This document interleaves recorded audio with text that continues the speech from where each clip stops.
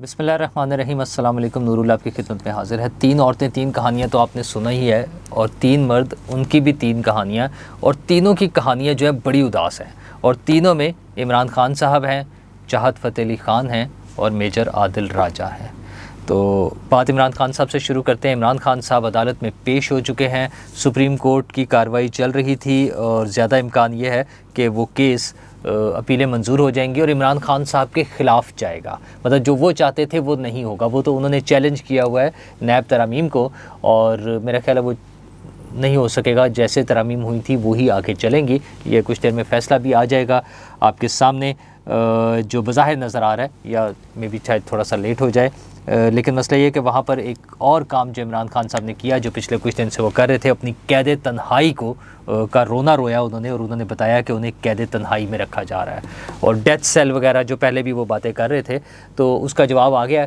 आज एक तो वो फहरिस्त आ गई है कि कौन कौन लोग उन्हें मिलने के लिए आते रहे। ये बिल्कुल जो है ना, मैं क्या कहूँ अब, मतलब वो कोई शादी ब्याह की तकरीब है, खाला जी का घर है, कोई क्लब में आकर ठहरे हुए हैं कि जिस तरह लाइनें लगी हुई हैं लोगों की। क्या अदालत में कोई ऐसी मिसाल दी जा सकती है कि इससे पहले भी जो कैदी वहाँ पर मौजूद हैं या रहे हैं, उनसे इस तवातर से, इस तरह से लोगों की मुलाकातें हो रही हों? कोई भी नहीं था। लेकिन इमरान खान साहब की तो ढेर लगा हुआ है मुलाकातों का, और उन मुलाकातों के साथ साथ जो वहाँ पे सहूलतें हैं कैद तन्हाई वाले कैदी के लिए, वो तस्वीर इशू हो गई है अब तो, कि उनका बेड लगा हुआ है, एक सिंक लगा हुआ है, मिनरल पानी की बोतल वहाँ पे पड़ी हुई है। अच्छा, फिर उनकी एक्सरसाइज मशीनें जो हैं, वो एक एक्सरसाइज साइकिल जो है वो वहाँ पर है। फिर वो स्ट्रेचिंग चेयर जो है जिस पे बैठकर वो स्ट्रेचिंग करते हैं, वो वाली चेयर वहाँ पर है। अच्छा, उनके साथ ज़ाहिर है उनके मुशक्कती हैं और भी लोग हैं, लेकिन रोना यही है कि उन्हें कैद तन्हाई में रखा हुआ है। वो 4x4 का सेल जो बता रहे थे, ये बेड उससे बड़ा है। उसकी लेंथ जो है वो बेड की बड़ी है, उसके साथ बाकी चीज़ें हैं, और बाहर जो उनका वॉक एरिया है उनके लिए अलग वॉशरूम है। हाँ, याद रहे कि जो कैदी हैं उनका वॉशरूम भी उसी के अंदर होता है। जो भी उनका एरिया है, सेल है जो जिसमें वो रह रहे होते हैं, उसी के अंदर होता है। इमरान खान साहब के लिए तो एक मुकम्मल सेल को अलग से वॉशरूम भी बनाया गया। ऑर्डर आया था ना, तो खान साहब तो वो मुझे याद आ रहा था कि मुन्ना भाई MBBS में मेरा ख्याल उसका एक डायलॉग था, जब वो कॉलेज में फिर रहा होता था हीरो मुन्ना भाई, वो कहता था कि जी ससुर जी का कॉलेज है, दहेज में मिलने वाला है। अच्छा, इसी तरह फिर हम बातें करते हैं कि वो खाला जी का घर समझा हुआ, एक मुहावरतन कहा जाता है, तो वो याशी वाला काम है। अच्छा, जेल है, नो डाउट, सज़ा है, अल्लाह ताला सबको बचाए, किसी को भी ना जेल जाना पड़े। लेकिन ये प्रोपेगेंडा कि मुझे कैद तन्हाई में रखा गया है, डेथ सेल में रखा गया है, मिलने, कैद तन्हाई का मतलब कोई मुलाकात नहीं हो रही है, और वहाँ पे रोज़ाना दर्जनों के हिसाब से लाइनें लगी हुई हैं लोगों की, एक एक बंदे की सैकड़ों मुलाकातें हो रही हैं। इस याशियों के साथ इन सब को वो कैद तन्हाई डिक्लेयर कर रहे हैं। बहरहाल अदालत में जो रिमार्क्स आ जाते रहे हैं वो बड़े ज़बरदस्त थे। एक तो ये भी आया कि बज़ाहिर ये लगता है कि बानी PTI वो जो है नैब को सिर्फ सियासतदानों के एहतसाब के लिए समझते थे कि नैब के ज़रिए सियासतदानों का एहतसाब होना चाहिए। अच्छा, वो जो करते भी रहे हैं उनका वतीरा ही इसी तरह से था। और ये भी बात हो रही थी कि ये तो फिर इमरान खान साहब के भी ख़िलाफ़ जाएगा अगर ये तरामीम ख़त्म हो जाती हैं। और हाँ, वो 90 डेज़ का भी जिक्र हुआ कि इमरान खान साहब के दौर में तो 90 डेज़ रिमांड था। अब इन तरामीम में 14 दिन किया गया और एक आर्डीनेंस के ज़रिए उसको 40 दिन कर दिया गया है। लेकिन इमरान खान साहब के अपने दौरे हुकूमत में वो 90 दिन था कि नैब किसी को भी उठा ले, किसी को भी गिरफ़्तार कर ले, और फिर 90 दिन तक कोई नहीं पूछेगा उसको। तो ये आज जो चूँकि वक्फ़ा हो गया था और उसके बाद जिस तरह से कार्रवाई चल रही थी, उससे लग रहा था कि आज ये केस मुकम्मल हो जाएगा और खान साहब को एक केस में शिकस्त ही कहा जाएगा ना इसको। वो और बात है कि उन्हें बज़ाहिर कुछ चीज़ों में ऐसा लगता है कि उन्हें बड़ी फेवर मिल रही है, उनकी बड़ी सपोर्ट हो रही है, लेकिन मेरे ख़्याल में वो उनकी जो सपोर्ट वाला तासुर है वो आहिस्ता आहिस्ता कम होता जाएगा। वो जो सपोर्ट करने वाले लोग हैं वो भी आहिस्ता आहिस्ता कम होते जा रहे हैं। और मैं किस तरह से बताऊँ आपको कि वो तवाज़ुन जो है ना, नंबर्स का वो भी तब्दील होता जाएगा, सपोर्ट करने वालों का और ना करने वालों का वो भी तब्दील होता जाएगा। अच्छा, इसमें फेवर और सपोर्ट की तो बात ही नहीं होनी चाहिए। असूलन तो जब हम बात अदालत की कर रहे हैं, जब हम बात कवानीन की कर रहे हैं, जब हम बात आइन की कर रहे हैं, जब हम बात मुकदमात की कर रहे हैं, जजेस की बात हो रही है, वकला दलाइल दे रहे हैं, केस सामने है, तो असल में तो फेवर और सपोर्ट का कॉन्सेप्ट ही नहीं होना चाहिए। ये तो इंसाफ के मुताबिक फ़ैसला होना चाहिए। हाँ, हम तो हमेशा इसी तरह की बातें सुनते रहे ना कि ज़मीर के मुताबिक फ़ैसला है, मुनासिब फ़ैसला है। जी, ड्रामेबाजियाँ हो रही थी। अच्छा, अभी भी कहीं पर कोई ख़राबी हो सकती है, मैं ये नहीं कह रहा कि सब कुछ बिल्कुल ठीक हो गया। ख़राबियाँ, एक्सेप्शंस हमेशा रहती हैं, ख़राबी की भी गुंजाइश रहती है, उसी तरह ठीक होने की भी गुंजाइश मौजूद होती है। तो अब अगर ठीक हो रहा है चीज़ें, तो वो जो कॉन्सेप्ट है या वो जो एक तासुर है फेवर वाला, लाडले वाला, वो ख़त्म होना चाहिए, वो नहीं होना चाहिए। मतलब मैं ये सारी तस्वीर देखकर मुझे नहीं समझ आती कि क्या तमाम कैदियों के जो सेल्स हैं उसमें इस तरह से सिंक लगे हुए हैं, उनके इस तरह से अलग से बेड बने हुए हैं, उनके लिए इसी तरह से टेलीविज़न भी लगा हुआ है। और वो टेलीविज़न देख के मुझे इमरान खान साहब की वो अमेरिका वाली वो याद आ रही थी तकरीर। वैसे कूलर लगा हुआ है, एसी नहीं है।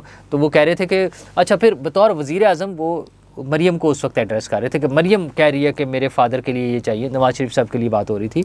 तो इमरान खान साहब फरमा रहे थे कि मैं अब जाकर वहाँ वो एसी और टीवी उतरवा दूंगा। अच्छा, एसी भी लगाई नहीं था, एसी के लिए तो वो रिक्वेस्ट कर रहे थे, मेरा ख्याल है इसी तरह से बात थी। और टीवी भी उतरवा दूंगा।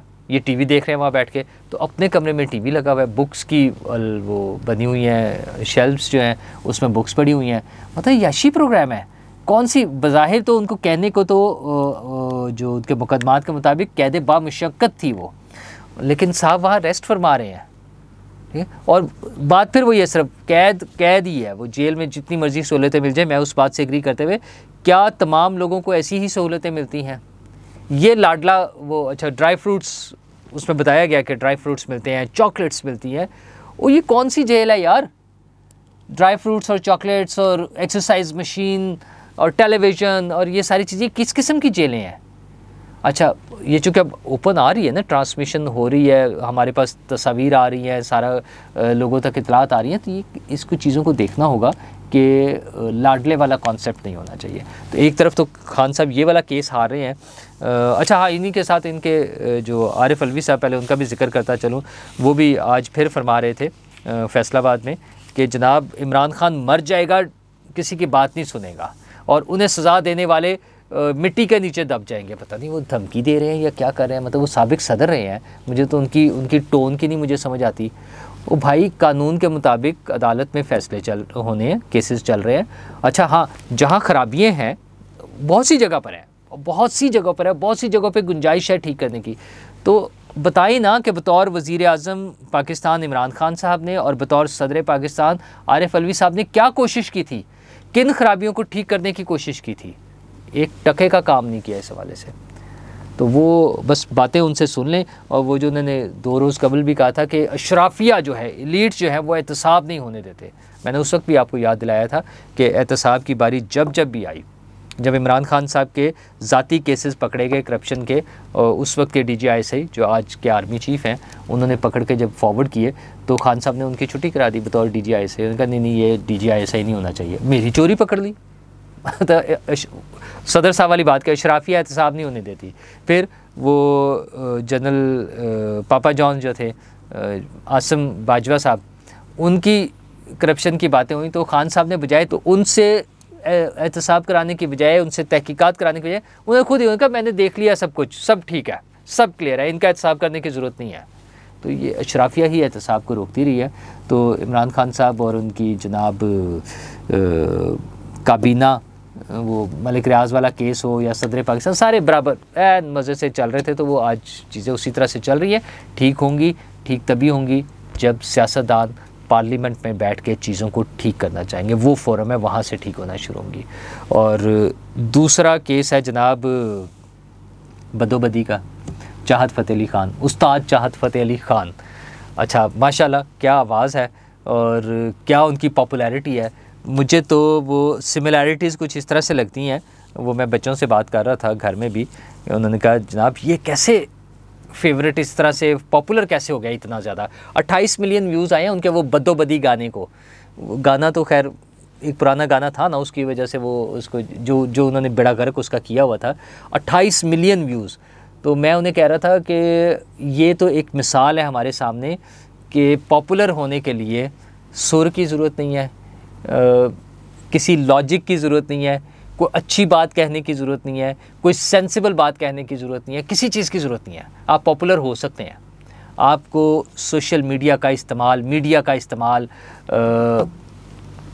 मतलब लोगों तक कम्युनिकेशन का इस्तेमाल आना चाहिए, बस कम्युनिकेशन का तरीका आना चाहिए आपको, ठीक है। तो फेवरेट होने के लिए या पॉपुलर होने के लिए किसी ऐसी चीज़ की ज़रूरत नहीं है कि कोई सेंसिबल बात करनी है। आप समझ रहे हैं ना मैं क्या कह रहा हूँ। तो एक तरफ खान साहब का ट्विटर अकाउंट है जिसका FIA ने नोटिस दिए हुए हैं, जिसमें 20 मिलियन उनके फॉलोअर्स हैं, और मुझे लगता है कि वो अकाउंट उड़ जाएगा। उसके बाद खान साहब को नया बनाना पड़ेगा। वो जो 71 के हवाले से उन्होंने दिया ना, अदालत ने खैर फ़िलहाल उस पर उन्हें कार्रवाई से, जिस किस्म की कार्रवाई से रोका, लेकिन बयान तो रिकॉर्ड होने हैं ना, अब उनके रिकॉर्ड हो रहे हैं, वो साथ साथ चलेगा मामला। रऊफ़ हसन साहब का, बैरिस्टर गौहर का, और उमर अयूब साहब का, और इमरान खान साहब का भी उसमें होगा बयान फाइनली, क्योंकि अकाउंट तो उनके नाम पर है। तो उनके 20 मिलियन फॉलोअर्स उड़ जाएंगे एक दफ़ा में। और बदोबदी साहब, ये जो बदोबदी खैर बहुत ही अच्छा सूट करता है उनके लिए, उस्ताद चाहत फ़तेह अली खान साहब के लिए, मतलब अच्छा, वो मज़ेदार बात है, क्या कॉन्फिडेंस है उनका। और ये भी मुमकिन है कि बहुत सारे लोग उन्हें पसंद करते हों, मतलब मुझे उनका गाना अच्छा नहीं लगता, ये मेरा अपनी सोच है। तो जो इतने सारे 28 मिलियन व्यूज़ उनको मिले हुए थे, तो और लोग जितना उनके साथ उनके मुसलसल सुने जा रहे हैं, उनके व्यूज़ आ रहे हैं, इसका मतलब कुछ लोग उन्हें पसंद भी करते होंगे। अब हर आदमी की अपनी सोच है, मैं तो नहीं उसको रोक सकता था। मुझे लगता है कि वो गाना अच्छा नहीं गा रहे, तो लेकिन मतलब मैं समझता हूँ कि दूसरे बहुत अच्छे अच्छे सिंगर्स मौजूद हैं, मुझे उनकी आवाज़ शायद ना इतनी पसंद आ, लेकिन बहुत से लोगों को पसंद होगी। इसी वजह से वो ये उनका पॉपुलैरिटी का ग्राफ इतना ऊपर चला गया। लेकिन उनकी 28 मिलियन वाली वीडियो उतार दी है यूट्यूब ने कॉपीराइट्स की वजह से, और ज़ाहिर है वो गाना पुराना गाना था और उस पर इशू आ गया है।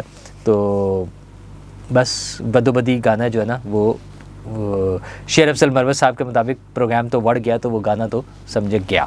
और दूसरी तरफ, बल्कि तीसरी तरफ है मेजर आदिल राजा साहब, अगेन इमरान खान साहब से ताल्लुक़, इमरान खान साहब के अनऑफिशियल से स्पोक्स पर्सन उनके लिए, और मतलब उनके लिए कुछ काम करके या उनके ज़रिए काम करके पता नहीं क्या क्या कर रहे थे वो।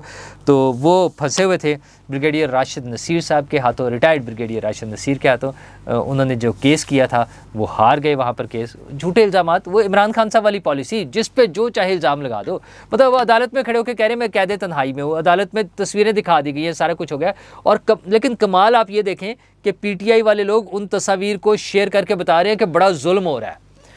बेड पड़ा हुआ है, पानी की मिनरल वाटर है, खाने पीने की चीज़ें हैं, एक्सरसाइज की मशीनें हैं, सिंक लगा हुआ है, सारी चीज़ें, कूलर लगा हुआ है, टेलीविज़न लगा हुआ है, और वो बता रहे बड़ा जुल्म हो रहा है।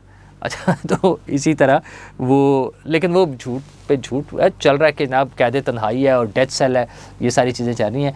तो आदिल राजा साहब ने भी इसी तरह के इल्ज़ाम लगाए थे। जब अदालत में गए तो उन्हें 10,000 पाउंड्स का जुर्माना हुआ। वो पे नहीं कर रहे थे, उन्होंने उस पर एक दरख्वास्त फिर दे दी थी कि मैं ये पे नहीं कर सकता। अच्छा, चंदे भी जमा किए उन्होंने मुख्तलिफ सोर्सेज से, लेकिन वो पे नहीं करना चाह रहे थे। तो अदालत ने उन्हें मज़ीद 3,000 का फ़ाइन कर दिया। वो 10 की बजाय अब 13,000 हो गया और उन्हें देना पड़ेगा। अच्छा, यही काम पाकिस्तान में भी होने की ज़रूरत है।